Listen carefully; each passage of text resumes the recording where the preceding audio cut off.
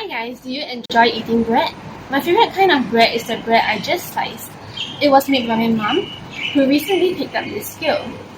Ever since then, I've been looking forward to eating it every morning, as it makes me feel cared for, like how Jesus cares for me through his daily guidance. Today I will be sharing with you about the one and only living bread. Did you know that Jesus is the living bread?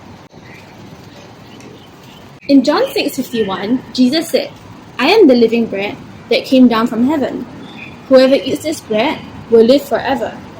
This bread is my flesh, which I will give for the life of the world." Jesus is the living bread who can satisfy our hunger eternally.